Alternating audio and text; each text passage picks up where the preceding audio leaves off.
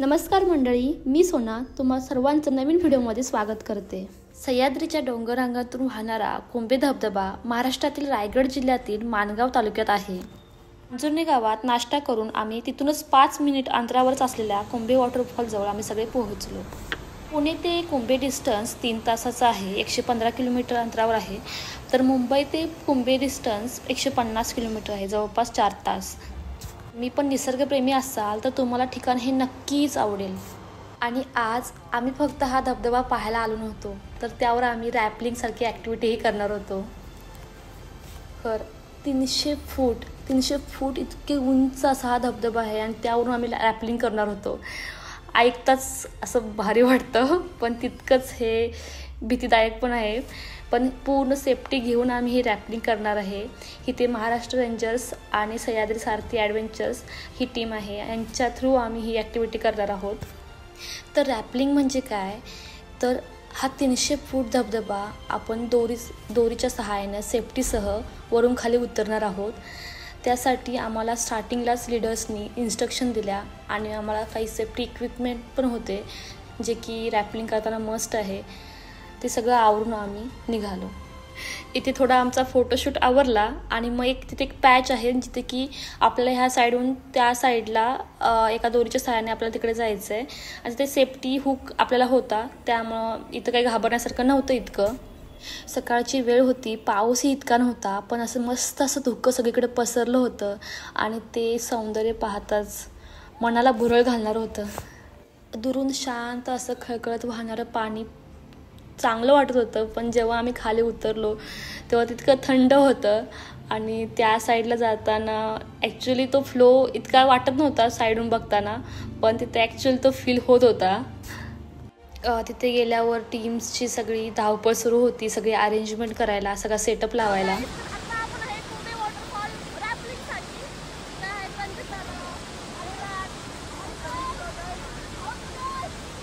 आणि रॅपलिंगच्या वेळेला एकट्यानं जावं लागतं आणि तिथे गेल्यावरती वाटत होतं की बाबा करेल, पण जेव्हा आपण खाली बघतो, पाण्याचा फ्लो बघतो, कुणालाही भीती वाटेल।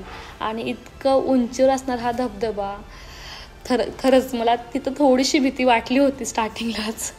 आणि जवळपास आम्ही 8 ते 10 जण होतो पार्टिसिपंट्स, आणि त्यामध्ये एक जण जात होतं। आणि मी अगोदरच सांगून ठेवलं होतं की मी सगळ्यात लास्टला जाणार, कारण मला काळू वॉटरफॉललाच खूप भीती वाटली होती पाण्याची, आणि इथे तर 300 फूट, बापरे।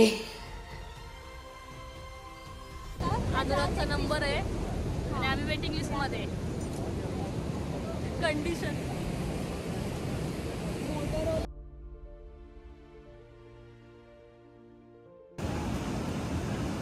आता वॉटरफॉल रॅपलिंग करायचं आहे। सगळे मेंबर संपलेले आहेत, एकच मेंबर राहिलेत, सोनालीताई।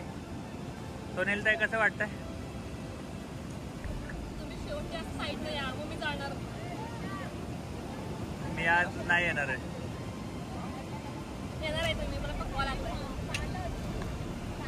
आणि हा आपला सेटअप भेटू पुढच्या ब्लॉगमध्ये, जर असेल तर मी नाही तर त्यांचं आता चॅनल चालवते पुढचं। आणि शेवटच्या पार्टिसिपंटची वेळ आली होती। स्टार्टिंगला थोडी भीती वाटली, पण शेवटी म्हणलं करायचं आपल्याला, काय पण होऊ दे करायचं। आणि शेवटी मी केलं आणि त्याला मला एवढं भारी वाटलं। आणि साईडला पडणारं पाणी आणि खाली एवढ्या उंचीवरून बघताना खाली जे की अनुभव होता, आई शपथ, मी सांगू शकत नाही इतकं शब्दात त्याचं वर्णन। आणि हे फेसाळणारं पाणी, एवढा उंच धबधबा, आणि आम्ही सगळ्यांनी सगळ्यांनी ट्रेक कंप्लीट केला। तो hats off to all participants as well. एक चॅलेंज होतं रॅपलिंग करून खाली यायचं धबधब्यामधून, पण इथं आपला ट्रेक संपला नव्हता।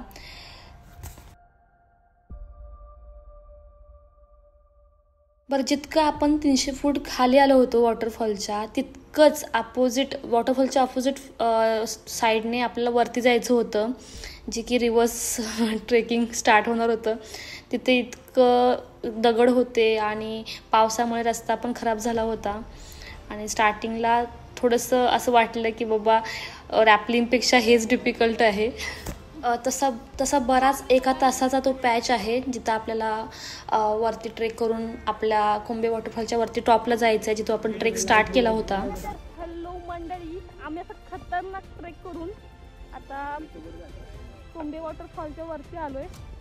त्याच्यानंतर आम्ही असा हा रोड धरून आता आम्ही चाललोय आमच्या बेस विलेजकडे, जिथं आम्ही जेवण पण करणार आहे. हां, आणि असे बघा किती हात घाण झाले. हे बघा, ॲक्च्युअल ट्रेक आम्ही रिटर्न येतानाच झालाय. रॅपलिंग तर आम्ही मजेत केलं. मजेत केलं. असा हा कोंबे वॉटरफॉल रॅपलिंग ट्रेक आम्ही मस्त सक्सेसफुल कंप्लीट केला आणि खूप छान वाटलं. इथं थोडी मस्ती चालू आहे. इथं काहीतरी खायला आणलं आहे एका पार्टिसिपंट्सनं आणि अनुरागला पण हे खायचं आहे. रिटर्न जातानाची पण जर्नी खूप छान होती.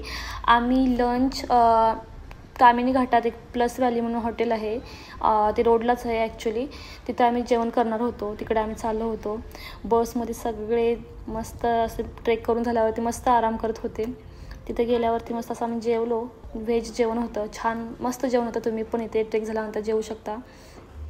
तिथं समजलं की आम्हाला इथे एक सावळा घाटामध्ये एक छान असं लोकेशन आहे, जिथं की आम्ही जेवण झाल्यानंतर गेलो.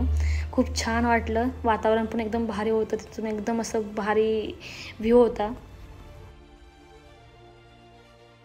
तर व्हिडिओ आवडला असल्यास नक्की लाईक करा, कॉमेंट करा आणि शेअर करा आणि प्लीज सबस्क्राईब पण करा. बेल आयकॉनला प्रेस करा पुढचे नवीन व्हिडिओज पाहण्यासाठी. तर मंडळी, पुन्हा भेटू नवीन व्हिडिओमध्ये. तोपर्यंत स्वतःची काळजी घ्या. मस्त सह्याद्री फिरा.